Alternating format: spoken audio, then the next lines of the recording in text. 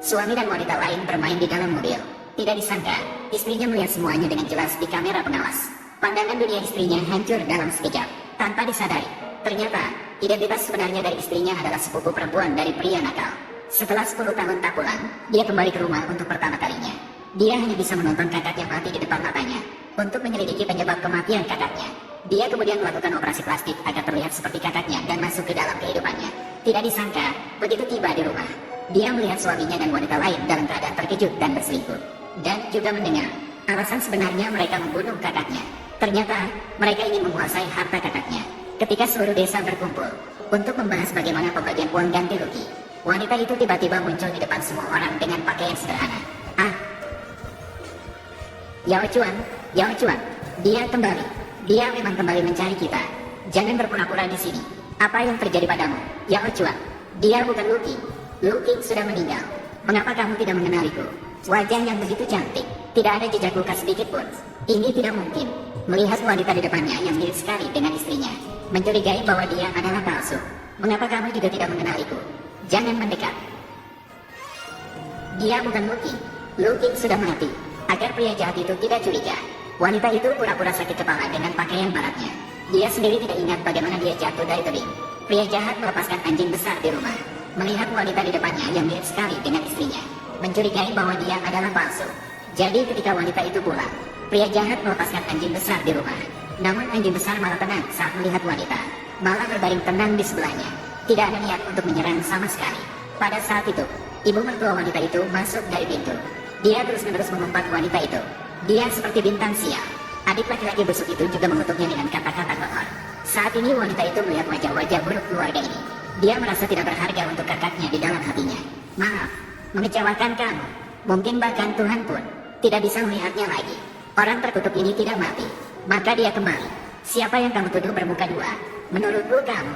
Baru-baru ini kamu belum mendapat pelajaran. Kamu merasa gatal. Luqing, berani kamu memukul ibuku? Dia benar-benar berani memukulku. Cepat, pukul balik dan bunuh dia. Berani menyentuh satu jari bondai aku. Coba, kamu pikir aku mudah dipermainkan?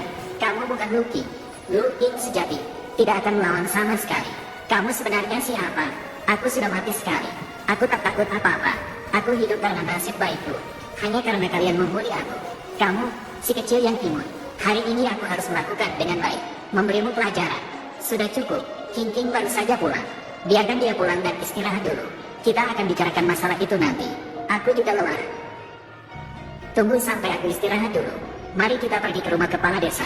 Selesaikan masalah pembongkaran itu.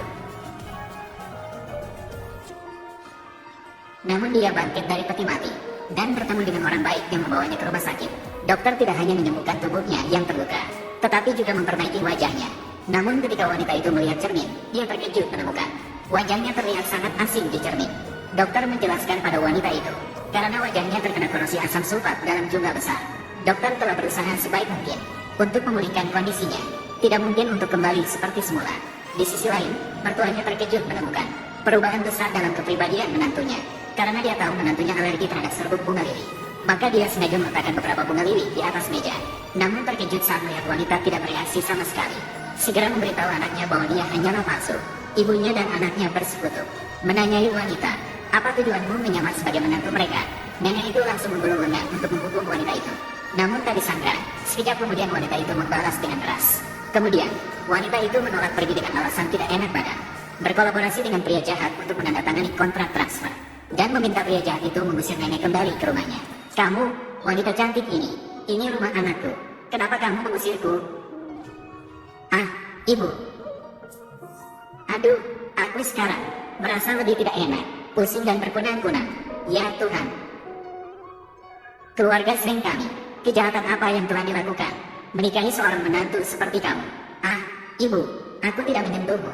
Yao Chuan, apakah kamu melihatnya?